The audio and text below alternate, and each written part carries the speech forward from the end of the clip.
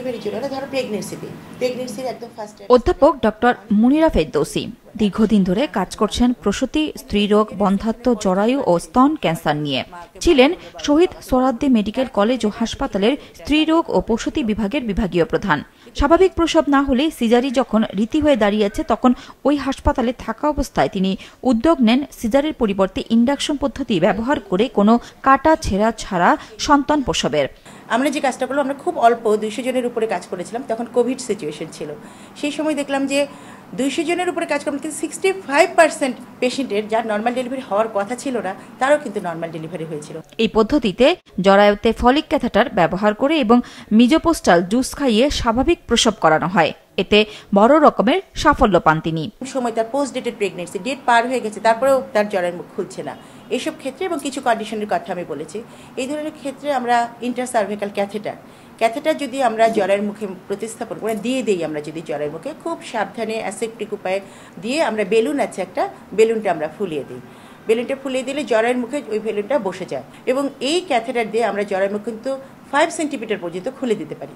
Suhrawardy medical college হাসপাতাল থেকে অবসরে যাবার পরও তিনি এই বিষয়ে কাজ করে যাচ্ছেন। শুধু সংকুচিত জরায়ু নয়, উচ্চমাত্রার বিপজ্জনক প্রসূতিদের ক্ষেত্রেও তিনি ইন্ডাকশন পদ্ধতির ব্যবহার করছেন।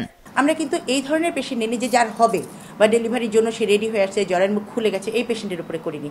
যে পেশেন্টগুলো ধরেন পানি কমে গেছে, যে পেশেন্টগুলোর ডায়াবেটিস আছে, ডায়াবেটিসের জন্য সে ইনসুলিন পায়, যে পেশেন্টগুলোর পানি ভেঙে গেছে, একদম এসে বলে পানি ভেঙে যাচ্ছে একদম, সেই পেশেন্টগুলো নর্মাল ডেলিভারি করেছে। এবং যে পেশেন্টটার জরায়ুর মুখটা খুলছে না, জরায়ুর মুখটা তার পজিশনে নাই নর্মালি, সেই পেশেন্টগুলোর উপরে কিন্তু আমরা কাজ করেছি এবং দেখেছি এই ধরনের ক্ষেত্রে যাদের আমরা আগে একেবারেই সিজারিয়ান সেকশন করতাম, তাদের কিন্তু আমরা নর্মাল ডেলিভারি করে ফেলতে পারছি। আমার বেবি হওয়ার সময় আমার গর্ভকালীন ডায়াবেটিস ধরা পড়েছিল, আর তখন সবাই বলেছিল যে আমার নর্মাল ডেলিভারি সম্ভব নয়।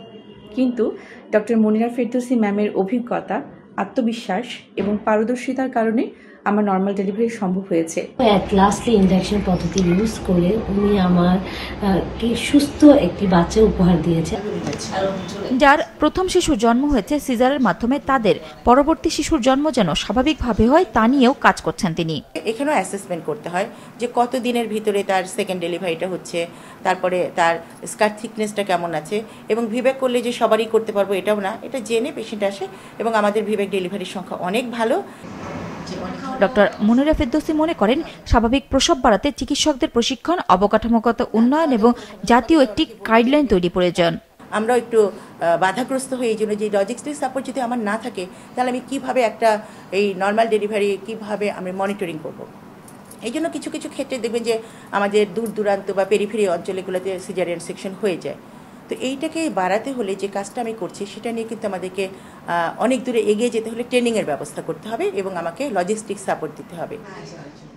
প্রাথমিকভাবে শহরের হাসপাতালগুলোতে এবং পরবর্তীতে ধাপে ধাপে গ্রামীণ পর্যায়েও এই পদ্ধতি চালু করা সম্ভব বলে মনে করেন তিনি। নুরুন নাহার উইলি, মাছরাঙা সংবাদ, ঢাকা।